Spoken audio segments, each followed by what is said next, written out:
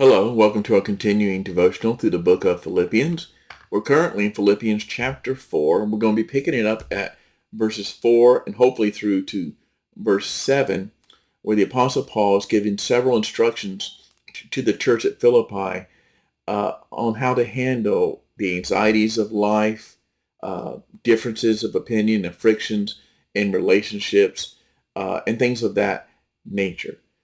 So he starts off by giving what has become his kind of repeated refrain and repeated emphasis in verse 4, where he says this: rejoice in the Lord always, and again I will say rejoice. Instead of becoming embittered or angry or frustrated, focus on what God has done and what Jesus has done and rejoice in him, not necessarily circumstances, not necessarily what's going on in the world, but rejoice in the Lord. And Paul says, just in case you don't get it, I'm telling you again, I say again, rejoice. This is something probably Christians need to take hold of today, because I've seen that we can get very uptight because the world is broken. The political system is broken. People everywhere are promoting evil, doing evil, and we can get so caught up in that instead of being known as a people of joy, which is what we should be known as because we belong to Jesus, instead of being known as that, we become known as an angry, frustrated, embittered, hostile type of people. And Paul's saying, don't get caught up in all of that. The world gets caught up in those things, but you rejoice in the Lord. He's still on the throne. He's still in control. He's still fulfilling his promises. Rejoice in the Lord, not some of the time, but always. And then he goes on to say in verse 5, let your reasonableness be known to everyone. The Lord is at hand. Instead of being known as somebody who's hard to get along with and stubborn and demanding, be a reasonable person, which means to be lenient and gentle and kind.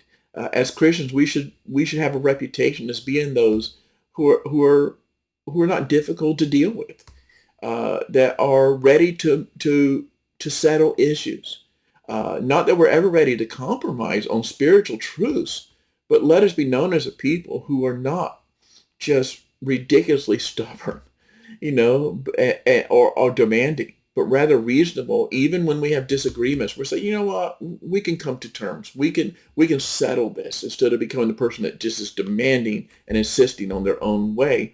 And then as a kind of a extra motivation to be that reasonable, kind, lenient person, he reminds them, the Lord is at hand.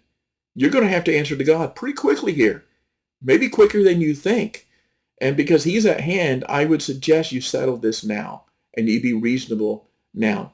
And then he says in verse 6, very well-known passage, he says, do not be anxious about anything, but in everything by prayer and supplication with thanksgiving, let your requests be made known to God.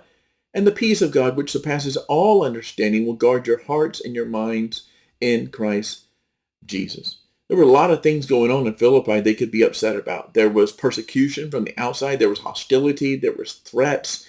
There was the uncertainty about their future, about their finances, about their freedom, about even having their lives. In addition to that, they could be anxious about the broken relationships and the friction that we discussed in previous verses that was going on in the church. But Paul says, anxiety, which is so much a problem in our world today, should not be something that Christians hold on to. But rather than being anxious about anything, we should take all of our fears, all of our anxieties, as Peter will later say, cast all your anxieties upon the Lord because he cares for you. And we take them to the Lord in prayer. And we let God know the problem. We say, Lord, here's the issue, and we trust him to settle it. And when we do that, and I've experienced this, and I trust you have many times, the peace of God, that inner peace that he gives, which surpasses all understanding. It doesn't make sense.